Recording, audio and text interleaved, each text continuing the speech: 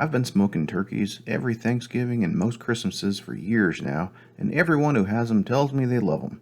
Some even ask for the recipe, but then their eyes glaze over when I start explaining the process. So this video covers my process in detail.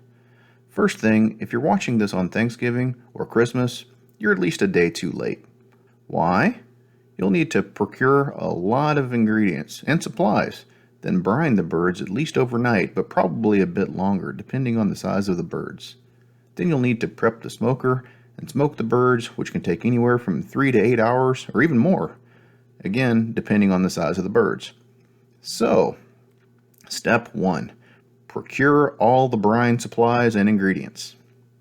I'm assuming you'll be using a brining bucket, but if you plan on using a brining bag instead, cut the ingredients in half here. Less brine is used for bags. So for each turkey, the brine ingredients I use are 2.5 cups of salt, 2 lemons, 2 oranges, 3 medium yellow onions, 8 garlic cloves, 10 bay leaves, 3 tablespoons of dried thyme, 2 tablespoons of ground black pepper, water, 3 gallons or so per turkey, ice, the turkey itself, and a brining bucket or bag. Go with an unbrined turkey. Many are pre-brined. You don't want that for obvious reasons. Also, if going the bucket route, be sure it's a food grade bucket. They sell them around the holidays at most big box hardware stores. Step 2. Brine the turkey. The full brine recipe, including all the steps, are in the video description, but basically you set aside a cup or so of salt, fill the brining bucket halfway with water, and mix the remaining 1.5 cups of salt. Stir with a non-metal spoon. Then chop up all the fruits and such and add them to the water. Then rub down the turkey with that cup of salt you set aside. Make sure you rub it down inside and out. Add enough ice to the bucket to ensure the water is very cold. And slowly put the turkey in the bucket. Top it off with more water and ice as needed. Close the lid tightly. Easy peasy. Step 3. Keep the turkey cold while brining. You'll need to keep the bird in cold brine for a while, like an hour per pound of bird or so, overnight at minimum. Luckily where I live, it's usually in the 30s around Thanksgiving, sometimes around Christmas too, so I can usually leave a sealed bucket outside. But sometimes it's too warm or cold outside for that, so I'll use a brining bag instead of a bucket. Remember, if you use the bag, you'll only need to make about half the brine, so half the ingredients, per turkey. You'll still probably want to make the brine in a food-grade plastic bucket. Just put the salt-rubbed turkey in the bag first, and then pour the brine in on top and seal it. Then either put the bagged turkey in the fridge or in a cooler surrounded by ice. Step 4. Procure and prep the smoking supplies. To smoke the bird, you'll need a clean smoker. I'm assuming you're using a Weber smoker, but you can use whatever you want really. Charcoal. I like Kingsford Original, but use whatever you want. Hickory chunks, applewood chunks, a grilling thermometer, and preferably 2 charcoal chimneys and wax fire starters. Don't use lighter fluid. That'll ruin the taste of the birds. Step 5. Prep for smoking.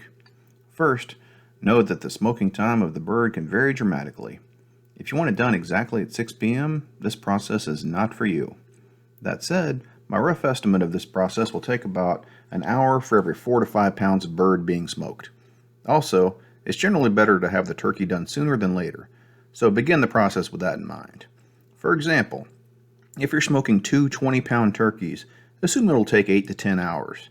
So if you want to eat them at 6 p.m., be ready to put them on the smoker by 8 a.m., or even 7 a.m. or 6 a.m. just to be safe.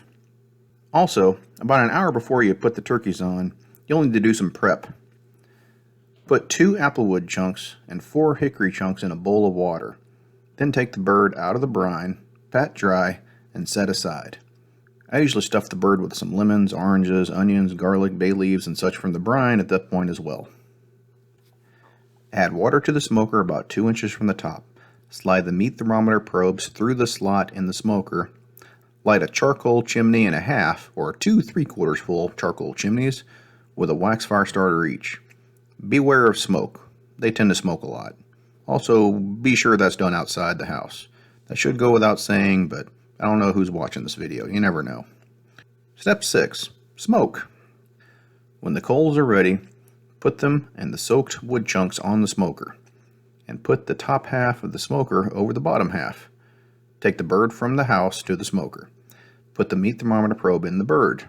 The other probe can rest on the rack next to the bird to keep track of the smoker temperature, or it can go in the other bird if you have two birds, and you can use the grill thermometer to tell how hot the smoker is. Some folks may do all this in a different order.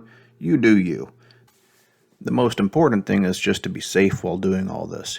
You don't want to drop a turkey or drop a load of coals on your feet or anything like that. Be careful and just end up with a probed turkey on the lit smoker. Be sure to have the smoker vents all wide open to start as well.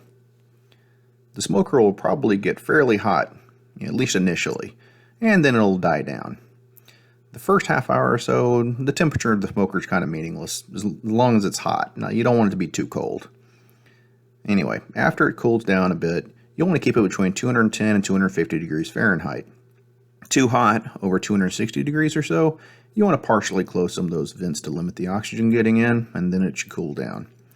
Don't close them all the way or you'll snuff out the fire. Once it gets down to 225 degrees Fahrenheit or so, I'll put another couple of wood chunks on the water and put on another charcoal chimney, about 3/4 full. And then when it's ready, I'll pour it in the side hatch when the temp gets around 215 or so. Now be careful with that side hatch. You may need to hold it with one hand and pour with the other, which is both tricky and dangerous. You'll want to wear protective gear. Keep all this up, and 3 to 8 hours later or so, your bird's probe should be up to 165 degrees. It's done! Yay! Step 7. Remove from smoker and enjoy. Taking the bird off the smoker can be a two-person job. One holds the cutting board close to the smoker while the other carefully removes the turkey from the smoker and places it on the cutting board. Remember, the probe is still in the bird. Now, also remember, there could be water trapped inside the bird, and when you lift it, the water can scald you. So you'll want to use tools for this, and keep your body away from the bird a little bit, and be careful. Also, don't splatter that hot water on the person holding the cutting board. They're not going to like you very much if you do that. Again, I shouldn't have to tell you about these things, but I don't know who's watching this. Now, chefs will say you need to leave that probe in for a few minutes, but given it's kind of attached to the hot smoker, I find it easiest just to remove it as soon as you take it off the smoker. So after that, you take the birds inside and let them rest for 5 to 10 minutes under aluminum foil. Then slice up and enjoy when ready.